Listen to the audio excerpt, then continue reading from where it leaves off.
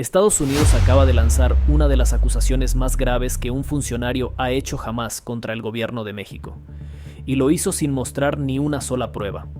El hombre que dirige la agencia antidrogas más poderosa del planeta se puso frente a un micrófono en Florida y dijo algo que en cualquier otro momento habría sido un escándalo diplomático histórico: que el gobierno mexicano y los cárteles del narcotráfico son literalmente lo mismo.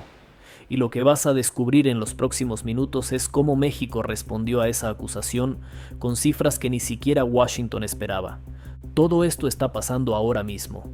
Hay un gobernador señalado, hay un capo del narco hablando desde una corte en Nueva York, y hay una presidenta que se niega a bajar la cabeza. Quédate hasta el final porque la parte más delicada de esta historia, la que conecta con el futuro político de uno de los estados más importantes de México, todavía no te la he contado. El escenario fue Orlando, Florida, el lunes 13 de julio.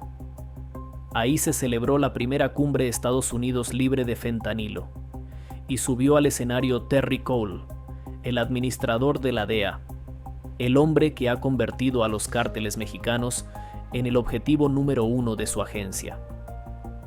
Cole habló de decomisos, de agentes, de vidas salvadas, y después soltó la frase que cambió todo. Existe una conexión mortal entre las redes de los cárteles y el gobierno mexicano. Ambas cosas, dijo, son literalmente lo mismo. Piensa en lo que significa esa frase. No dijo que hay funcionarios corruptos, dijo que el gobierno de México, como institución completa, es indistinguible del crimen organizado.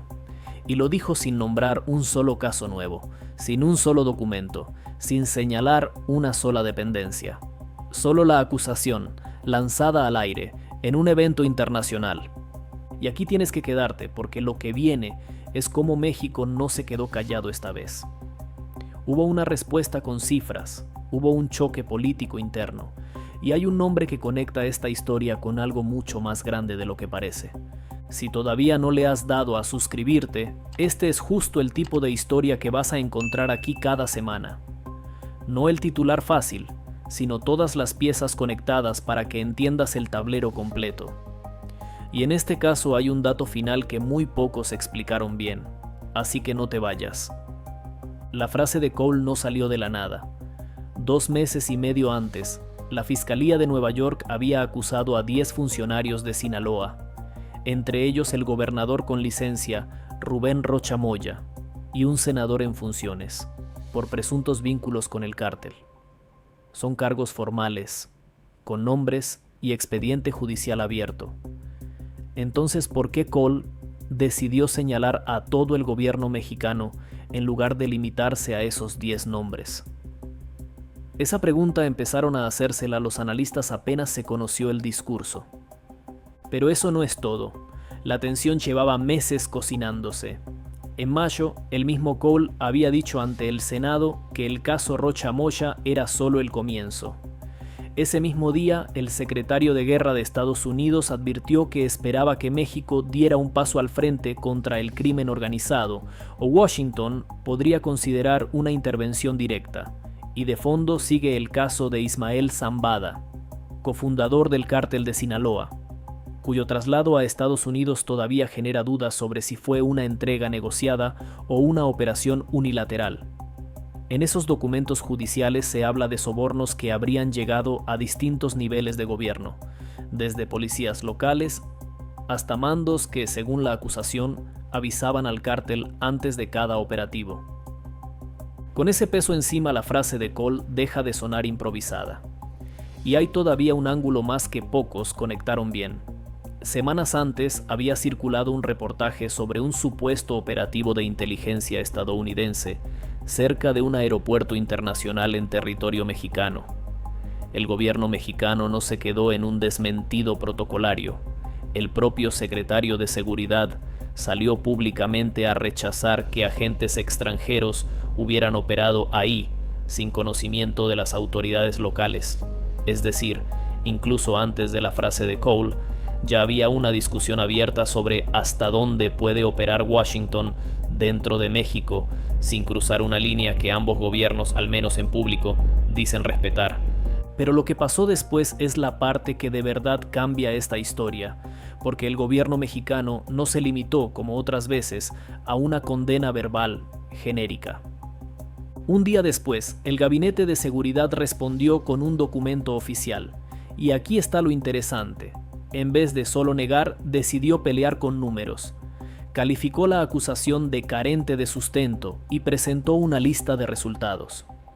59.582 personas detenidas desde octubre de 2024, más de 31.000 armas aseguradas, casi 500 toneladas de droga decomisadas, más de 2.600 laboratorios clandestinos desmantelados, y una reducción del 48% en el promedio diario de homicidios.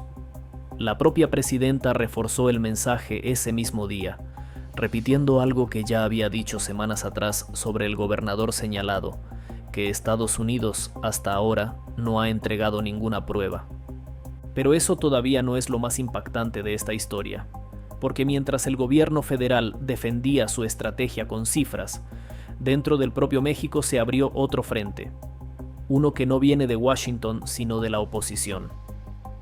El dirigente nacional de uno de los principales partidos salió a decir que la presidenta ya no puede negar los vínculos de su gobierno con el crimen organizado, y llegó a hablar de una supuesta alianza criminal. Es decir, la frase de un funcionario extranjero se convirtió, en cuestión de horas, en munición política dentro de México, sin que nadie aportara una sola prueba nueva. Y no todos reaccionaron igual. Mientras esa oposición presionaba con el mismo lenguaje que había usado el funcionario estadounidense, otras fuerzas políticas guardaron silencio, esperando a ver hacia dónde se movía la opinión pública antes de pronunciarse. Ese silencio selectivo también es información. Muestra que una acusación sin pruebas, lanzada desde Washington, puede reordenar alianzas y cálculos políticos de la noche a la mañana, sin que haya ocurrido ningún hecho nuevo en el terreno. Y aquí llegamos al dato que conecta absolutamente todo.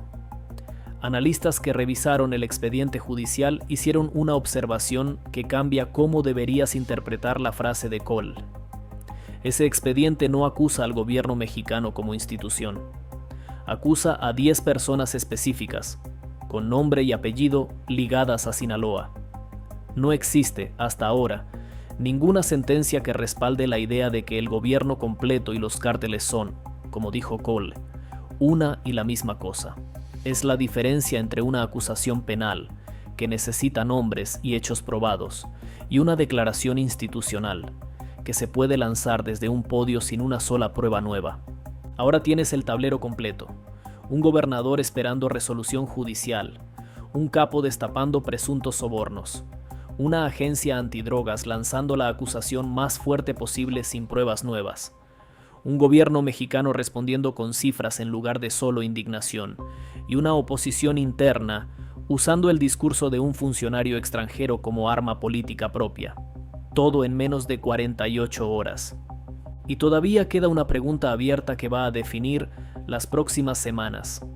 ¿Qué pasará con el proceso contra Rocha Moya y los otros 9 funcionarios? Y si el testimonio de Zambada terminará aportando por fin nombres y pruebas concretas que hoy no existen en público. Porque hasta este momento, todo lo que sostiene la frase de Cole es exactamente eso, una frase.